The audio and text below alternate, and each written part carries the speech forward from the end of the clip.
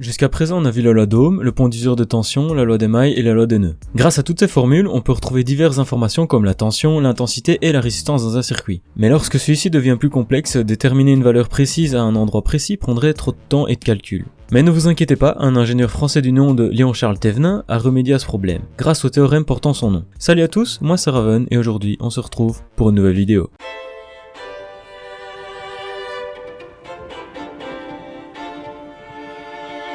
Le théorème de Thévenin est utilisé pour transformer un circuit complexe linéaire en un circuit simple constitué d'un générateur qu'on appellera générateur de Thévenin en série avec une résistance qu'on appellera résistance de Thévenin. Le générateur sera noté UTH et la résistance RTH. Comme je t'ai précisé, le circuit transformé devra être linéaire, c'est-à-dire constitué de composants comme les résistances, condensateurs et bobines, pas de diode. J'avais parlé de cela dans la précédente vidéo. De plus, dans les exemples suivants, j'utiliserai des générateurs de tension parfaits, c'est-à-dire des générateurs qu'on considère ayant une résistance interne nulle. En effet, lorsqu'on a un générateur de tension, comme une pile, un accumulateur, une alimentation laboratoire, etc., il existe une résistance interne. On ne va pas la prendre en compte pour des soucis de compréhension. Si vous en avez une, il suffit de l'ajouter.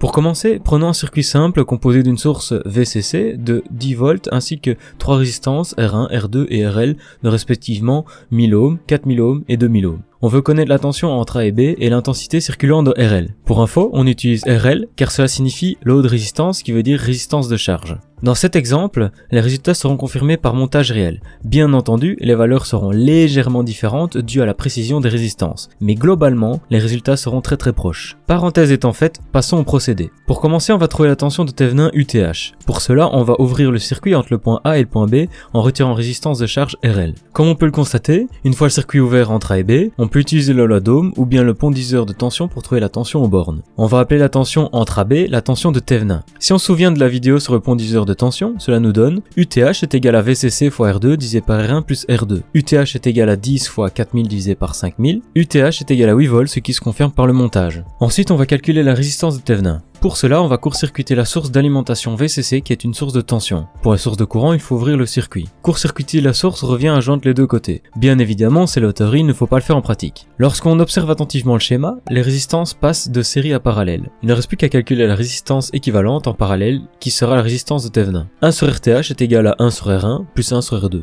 RTH est égal à R1 fois R2 divisé par R1 plus R2. RTH est égal à 1000 fois 4000 divisé par 1000 plus 4000. RTH est égal à 800 ohms, confirmé par le montage réel. Maintenant qu'on a la tension de Thévenin et la résistance de Thévenin, on pourrait représenter le circuit par une alimentation de Thévenin en série avec une résistance de Thévenin. À présent, il faut ajouter la résistance RL qu'on avait retirée plus tôt. En observant le schéma, on comprend que cela ressemble à un pont d'usure de tension. Il ne reste plus qu'à calculer la tension et l'intensité. Pour la tension, UAB est égal à RL divisé par RL plus RTH fois UTH. UAB est égal à 2000 divisé par 2800 fois 8. UAB est égal à 5,7 volts qu'on peut aussi voir sur le montage. Pour l'intensité, U est égal à R fois I, ce qui nous donne IL est égal à UTH divisé par RTH plus RL, IL est égal à 8 divisé par 2800, IL est égal à 0,003 ampères aussi sur le montage. Comme on peut le constater, le théorème de Thévenin fonctionne et la clé de la compréhension c'est d'arriver à observer le circuit par rapport aux bornes AB. Une fois que vous aurez compris cela, il devient plus facile de l'utiliser.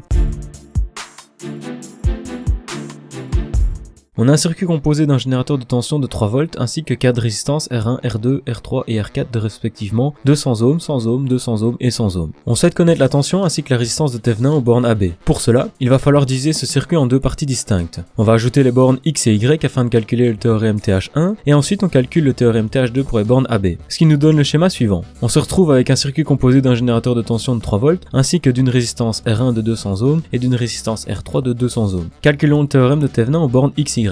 Ce théorème sera TH1. On commence par calculer le générateur de Thévenin avec UTH1. On remarque que c'est un pont d'usure de tension et on applique la formule. UTH1 est égal à R3 divisé par R1 plus R3 fois VCC. UTH1 est égal à 200 divisé par 200 plus 200 fois 3. UTH1 est égal à 200 divisé par 400 fois 3. UTH1 est égal à 1,5 volts. Ensuite, on calcule la résistance RTH1. Comme dans l'exemple précédent, on place le générateur de tension en court-circuit, ce qui nous montre que la résistance R1 est en parallèle avec la résistance R3. Ce qui nous donne RTH1 est égal à R1 fois R3 divisé par R1 plus R3. RTH1 est égal à 200 fois 200 divisé par 200 plus 200. RTH1 est égal à 100 ohms. À présent, on peut représenter notre schéma initial par son équivalent Thevenin composé d'un générateur de Thevenin UTH1 ainsi que sa résistance de Thevenin RTH1.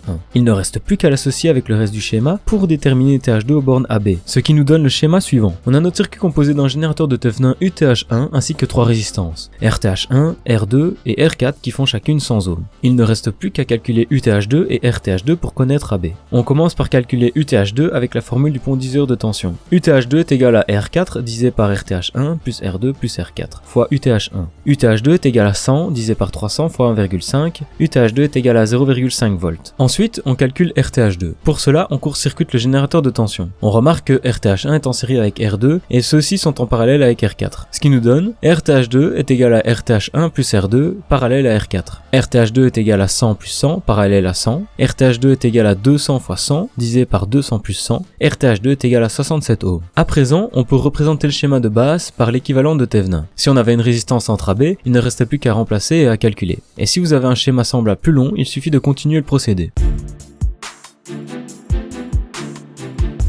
On a un circuit composé d'un générateur de tension de 9 volts ainsi que 3 résistances. On a R1 qui fait 300 ohms, R2 qui fait 600 ohms et R3 qui fait 100 ohms. On a aussi les bornes AB où il faut déterminer le théorème. Pour appliquer le théorème de Thevenin, on va procéder en 2 étapes. En premier, on va appliquer le théorème incluant R1 et R2. Ensuite, on ajoutera R3. Pour commencer, on va ajouter les bornes X et Y afin de trouver TH1. On applique la formule du pondiseur de tension pour trouver UTH1. On peut trouver RTH1 grâce à R1 et R2 en parallèle. TH1 étant calculé, on obtient le schéma suivant. Pour trouver TH2, qui est le théorème entre les bornes AB, il suffit d'additionner RTH1 avec R3 pour trouver RTH2. Et UTH2 qui est égal à UTH1, c'est-à-dire 6 volts.